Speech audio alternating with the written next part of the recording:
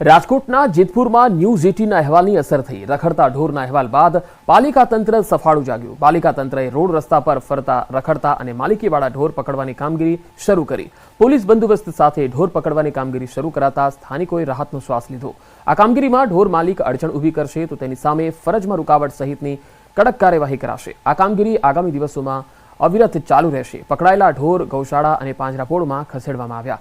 ઉપરાંત રોડ પર પશુને ઘાસચારો નાખતા લોકોને મનાઈ કરાઈ।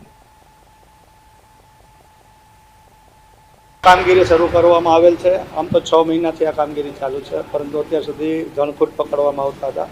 હાલમાં માલિકીના ઢોરો ગાયો વગેરે પકડવાની કામગીરી આજથી શરૂ કરેલ છે, જેમાં પોલીસ સ્ટાફ તથા નગરપાલિકાનો સેનિટેશન સ્ટાફ સાથે રાખી આ કામગીરી કરી રહેલ છે।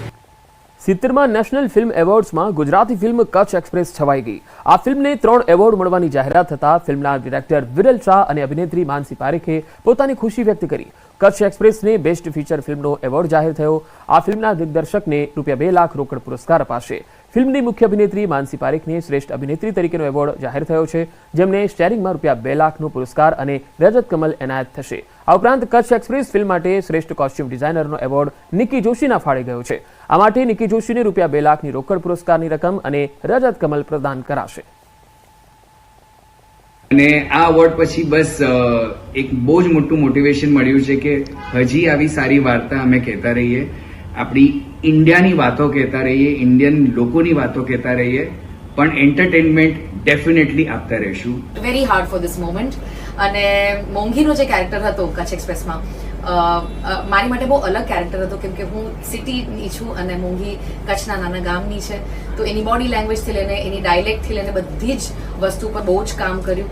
રામ મોરીના એટલા સુંદર ડાયલોગ્સ હતા, એ બોલવામાં પણ બહુ મજા આવી।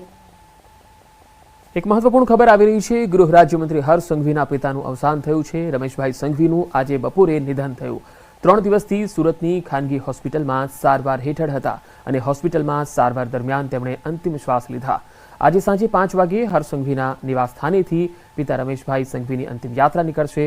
સંઘવી પરિવારના મોભીના અવસાનને પગલે મોટી સંખ્યામાં લોકો હોસ્પિટલ પહોંચ્યા હતા, જ્યાં રમેશભાઈના પાર્થિવ દેહને હોસ્પિટલથી ઘરે લઈ જવામાં આવ્યો।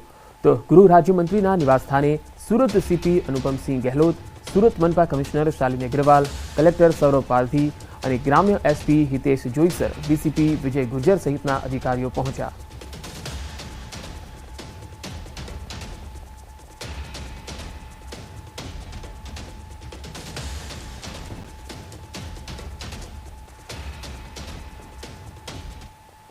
આગળ વધુ સમાચારો પર નજર કરીશું। હાલ રોકાઈશું એક બ્રેક માટે।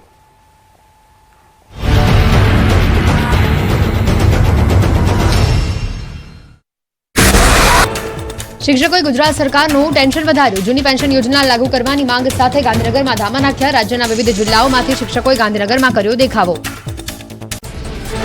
શિક્ષકો જૂની પેન્શન યોજનાની માંગ પર અડગ। ખેડા જિલ્લાના 1200 શિક્ષકો આંદોલનમાં જોડાયા। ગાંધીનગરમાં શિક્ષકોએ કર્યા ઉગ્ર દેખાવ। જૂની પેન્શન યોજના લાગુ કરવા શિક્ષકો આકરા પાણીએ। સત્યાગ્રહ છાવણીમાં ધરણા પ્રદર્શન। સાબરકાંઠા જિલ્લાના શિક્ષકોએ પણ કર્યું વિરોધ પ્રદર્શન। શિક્ષકોની બદલીને લઈને પરિપત્ર જાહેર। જિલ્લામાં 2 તબક્કામાં થશે આંતરિક બદલીઓ। પ્રથમ તબક્કામાં 1 થી 22 સપ્ટેમ્બર દરમિયાન યોજાશે બદલી કેમ્પ। બીજા તબક્કામાં 28 સપ્ટેમ્બરથી 14 ઓક્ટોબરે યોજાશે વધઘટ બદલી કેમ્પ। કોલકાતામાં મેડિકલની વિદ્યાર્થીની સાથે દુષ્કર્મ અને મર્ડરના વિરોધમાં નીકળી રેલી। પશ્ચિમ બંગાળના મુખ્યમંત્રી મમતા બેનર્જી પણ વિદ્યાર્થીઓ સાથે વિરોધમાં જોડાયા। જામનગર ભાજપ મહિલા મોરચાએ કર્યું વિરોધ પ્રદર્શન। ધારાસભ્ય રીવાબા જાડેજા સહિતના મહિલા આગેવાનો જોડાયા। કોલકાતાની ઘટનાના વિરોધમાં કેન્ડલ માર્ચ યોજીને કરી ન્યાયની માંગ। ઇન્ડિયન મેડિકલ એસોસિએશને દેશભરમાં 24 કલાકની હડતાળની જાહેરાત કરી। 17 ઓગસ્ટથી દેશભરમાં 24 કલાક સુધી તબીબોની હડતાળનું એલાન। હડતાળમાં ફક્ત ઇમરજન્સી સેવા જ ચાલુ રહેશે। કોલકાતામાં મેડિકલની વિદ્યાર્થીની સાથે રેપ વિથ મર્ડરની ઘટનાને લઈ સુરતની નવી સિવિલ હોસ્પિટલના રેસિડેન્ટ ડોક્ટરો હડતાળ પર ઉતર્યા। ડોક્ટરો હડતાળ પર ઉતરતા દર્દીઓને પારાવાર મુશ્કેલીનો કરવો પડ્યો સામનો। અમદાવાદની બીજે મેડિકલ કોલેજના રેસિડેન્ટ ડોક્ટરનો વિરોધ। હોસ્પિટલોમાં ઓપીડી અને વોર્ડ સર્વિસ બંધ, માત્ર ઇમરજન્સી સેવા ચાલુ। 1500 પૈકી માત્ર 750 ડોક્ટરો ઇમરજન્સી સેવા આપશે। ન્યાય નહીં મળે તો ત્યાં સુધી કામથી અડકા રહેવાની ચીમકી। કોલકાતા દુષ્કર્મ હત્યા કેસને લઈને મેડિકલ વિભાગના વિદ્યાર્થીઓનો વિરોધ। અમદાવાદની એલજી હોસ્પિટલના તબીબોએ રેલી યોજી કર્યો વિરોધ પ્રદર્શન. પીડિત પરિવારને ન્યાય આપવા માટે કરી ઉગ્ર માંગ. મહિલા તબીબોની સુરક્ષાને લઈને પણ કર્યા સવાલ.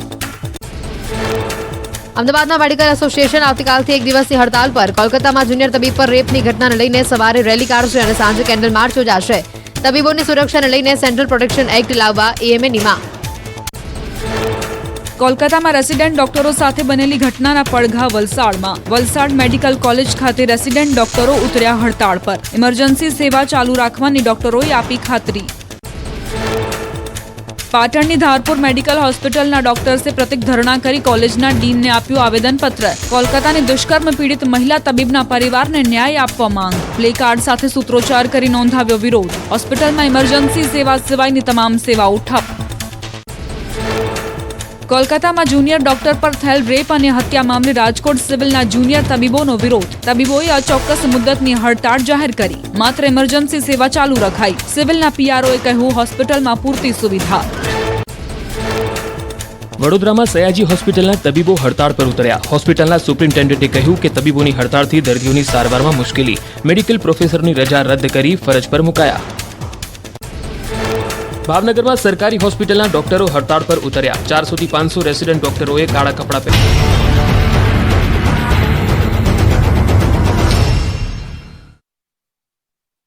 બ્રેક બાદ સમાચારોમાં આગળ વધીએ. દ્વારકામાં અબોલ પશુઓ માટે કરવામાં આવી ખાસ વ્યવસ્થા. પશુઓ માટે ખેતરો તેમજ ગામડાઓમાં રહેવાની જગ્યાના અભાવના કારણે તેઓ કેટલાક સ્થળે રખડતા પહોંચી જતા હોય છે.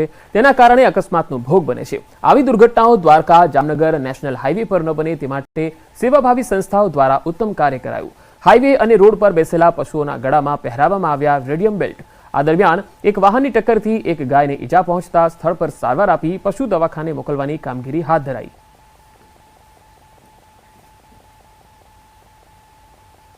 કેટલાક એવા ગૌવંશ છે તેને રેડિયમ બેલ્ટ બાંધી અને લોકો પણ જાગૃત થાય અને એક્સિડન્ટનું પ્રમાણ છે તે ઘટે એના માટેના પ્રયત્ન કરવામાં આવે છે. તાજેતરમાં છેલ્લા કેટલાક સમયમાં અંદાજે 40થી વધુ ગાયોના મૃત્યુ થયા છે આપણા તાલુકામાં. તો નેશનલ હાઈવેમાં લોકોમાં જાગૃતિ આવે અને વાહન ચાલકો છે તેને પણ અપીલ કરવામાં આવે છે કે વાહન છે તે ધીમે હલાવે.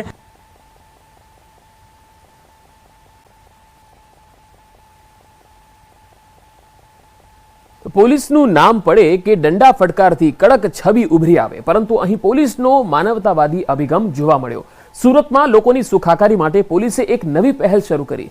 સુરતમાં છેલ્લા 6 મહિનામાં 100 નંબર પર એટલે કે કંટ્રોલ રૂમ આવેલા કોલનું વિશ્લેષણ શરૂ કરવામાં આવ્યું. 6 મહિનામાં લગભગ 50,000 કોલ્સનો ડેટા અમે લોકો કાઢા જોયા. પર ડે 284 હોય તો લગભગ જો હે 6 મહિનામાં લગભગ 50,000ના જેટલા આશરે કોલ હોય છે. આ 50,000 કોલ્સના પોલીસ સ્ટેશન દીઠ, ટાઈમ દીઠ, એરિયા દીઠ અને કઈ પ્રકારના કોલ્સ હતી એના દીઠ અમે લોકો ડિસ્ટ્રીબ્યુટ કર્યા જોઈએ.